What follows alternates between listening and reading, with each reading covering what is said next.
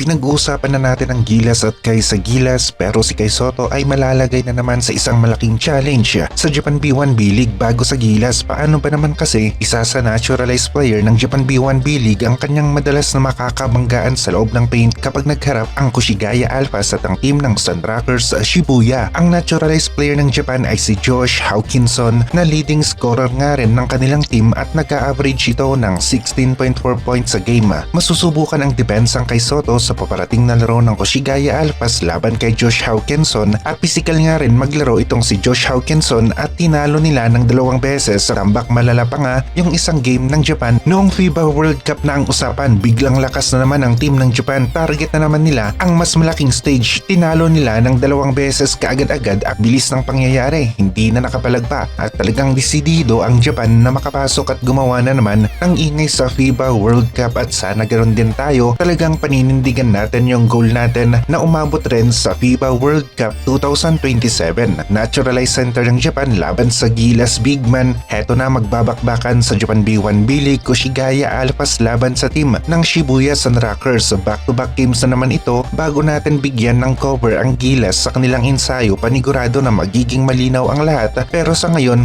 gaya ni Homer, medyo makikiramdam-ramdam lang muna tayo hanggat wala pang pahayag mismo ang Koshigaya, si Kai Sotto at ang SBP. Lalong-lalo na si Coach Tim Cone na siya namang mangunguna o tactician natin laban sa team ng New Zealand at Australia. Kahit sino pa ang ilaban niya, yung mga players niya, susuportahan natin sila, magiging buo ang loob natin at magiging malakas ang pagsigaw natin o yung pag-cheer natin para sa Gilas team. Sa ngayon, binigyang linaw na nga ang Final 12 issue ng Gilas at ilalabas ni Coach Tim Cone ang kanyang Final 12 sa kasagsagan o pagkatapos ng kanilang ensayo bago magsimula ang laro nila sa second window FIBA World Cup Asian Qualifiers at pwede rin naman tayong magbigay ng mga ating pananaw kung sino-sino ang magiging Final 12 base na rin sa pool ng mga players na tatawagin ni Coach Tim Cone at mas magiging concrete pa nga ang update tungkol kay Kai Sotto kung maglalaro ba siya sa Gilas o hindi. Kapag nagsimula na ang ensayo ng Gilas at bigyan muna natin ng highlight ang isa pang pahayag ni Coach Tim Cone na nakita natin at ang sabi nga dito, importante na tandaan natin na kagagaling lamang ni Kai sa isang injury o major injury at kung ano man ang kayang ibigay o pasya ng isang Kai Sotto sa ngayon sa FIBA World Cup Asian Qualifiers ay tatanggapin nga ito ni Coach Tim Cone at hihintayin nila si Kai kung kailan siya makakapag-ensayo at makakapaglaro para sa Gilas team. At nilinaw rin ng kampo ni Kai Sotto na hindi nga ruled out ang paglalaro ni Kai sa Gilas team ngayong second window ng FIBA World Cup Asian Qualifiers. May magandang chance pa rin na maglalaro si Kai para sa ating national basketball team ngayong second window at sa magandang approach nga rin ng Gilas sa kontrata o kondisyon pwedeng makapaglaro si Kai dahil tandaan natin na kagagaling lamang ni Kai sa injury. Paano kung nadali siya sa laro ng Gilas laban sa team ng New Zealand at Australia? Sa Gilas na nga babagsak ang sisi kaya sagot nila ang gasto sa recovery. Minsan dito naiipit talaga ang mga players natin kasi si Kai sa Japan B1 na injured noon at hindi pinabayaan ng Koshigaya Alphas at natanggap nga rin niya ang kanyang sahod. Ganito katindi ang Koshigaya kaya kung sakali man na hindi nila payagan si Kai dahil sila lang naman talaga ang pwedeng gumawa nito, ang mother team ni Kai Sotto na Koshigaya Alphas, pwede nilang hindi payagan ang kanilang player sa tamang dahilan. Pero kung maganda nga rin ang kondisyon ng Gilas sa kanilang kontrata at maganda ang kanilang komunikasyon o kondisyon sa team ng Koshigaya Alphas ay walang dahilan para hindi makapaglaro ang isang Kai Sotto sa Gilas team. Sigurado na papayagan si Kai ng Koshigaya Alphas at ang Koshigaya Alphas nga rin ay meron ngang kakayahan na hindi payagan rin ang kanilang mga players lalong-lalo na kung may issue nga kagaya ng kagagaling lang sa injury ng isang player at wala pa sa 100%. Magiging sakripisyo talaga sa mga players natin ang paglalaro sa FIBA competitions pero matimbang rin ang mga katagang para sa bayan. Minsan ito ang mga kataga na binabanggit nila at na-appreciate naman ng mga Gilas fans ang mga players natin dahil ulitin natin pwedeng maapektuhan talaga ang kanilang karera sa basketball. Kagaya na lamang ni AG Edo noon na sa Gilas nagsimula at nagkaroon ng malalang injury at may naging epekto nga rin sa kanyang karera sa basketball ang injuring yon. Nasasabi nga ng ilan na kung hindi nagkaroon ng injury noon si AG Edo ay baka mas malakas pa siya ngayon dahil hindi tumigil sa paglalaro ng basketball at walang permanenteng iniinda o inaalalayan. Gayunpaman, malakas pa rin ang isang AG Edo kayang-kaya na makipag-compete sa FIBA. Wala naman talagang duda na kapag merong Kai Sotto sa Gilas, lalakas ang ating lineup at mas magkakaroon ng chance na manalo sa FIBA matches ang ating team at nakita natin na kahit ano pa ang gawin ng Gilas noon sa katatapos lamang na FIBA Asia Cup, hirap talaga tayo at ang masaklap pa dito, Chinese Taipei na nga lang na halos kamatch ng Gilas. Kung tutuusin sa FIBA Asia Cup ay tinalo pa tayo gamit si Gadjaga at ang kanilang 7-footer na naturalized player na si Gilbak at nahirapan sina AJ Edu at Junmar sa matchup na ito.